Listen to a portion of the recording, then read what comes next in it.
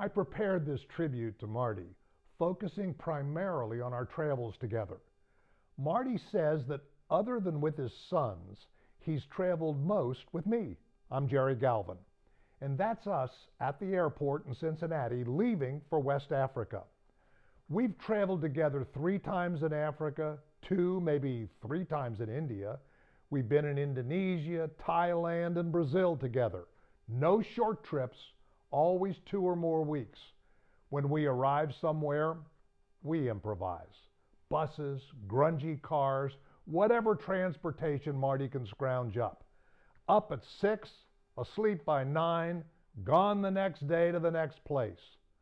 Now we travel with a loose plan, but usually no reservations.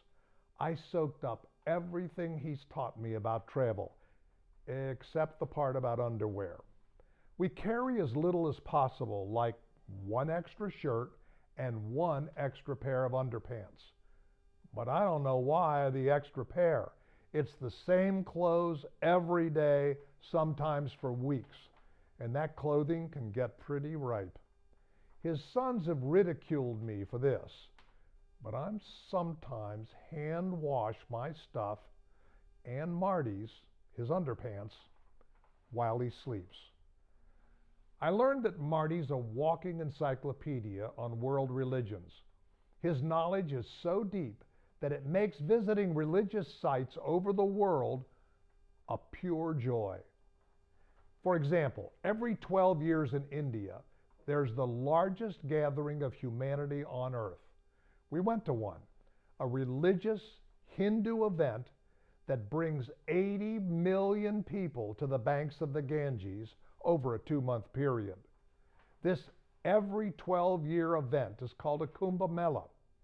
During our time there, Marty explained with great reverence countless aspects of the Hindu religion and its people. No matter where we've been, except in Brazil, Marty was both my travel and my religion guide. He talked about the mosques, about the temples, about the statues, and the gods they represent. He was a wonderful travel companion. That is, until we went to Brazil, which is a Catholic country. I'm the product of a Catholic education.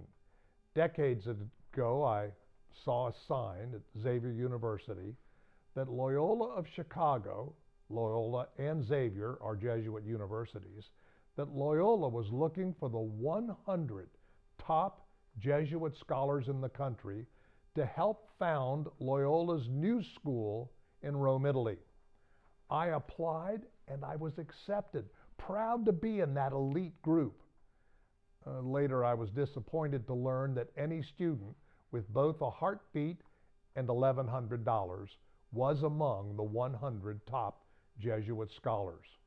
Regardless, I knew my Catholic history, and you can't visit Brazil and not visit the extravagantly decorated Catholic churches there, all influenced by Portugal's national religion. Now here's the problem with that. The paintings and statues in those churches all tell basically the same set of stories. The Annunciation, the birth of Jesus, miracles, the Last Supper, and of course, death and resurrection. Now some of this was new to Marty, and he'd ask me to explain it. But I got bored telling him the same stories over and over. So I began to make shit up. Some of it was pretty blasphemous. For example, the Annunciation. Now you see there a painting of the angel Gabriel telling Mary that her baby Jesus is fathered by God. Well, I told Marty that scholars recently discovered that God wasn't the father. It was a kid named Izzy who lived down the street from Mary. And then there's this, the Last Supper, and the Apostle John and Jesus were very close friends. That's John next to Jesus. Here's another painting from the Last Supper showing Jesus and John. We were standing inside a hush church in a small town in Brazil when I began to whisper to Marty just how really close Jesus and John were. I think you know where this is going. Let's just say my story had some pretty erotic elements, and I saw Marty start to back away from me. And I said, "Hey, you can't hear me." And he said, "Look, I'm not sure I even believe in God, but if there is one and he or she strikes you dead, I don't want to be collateral damage."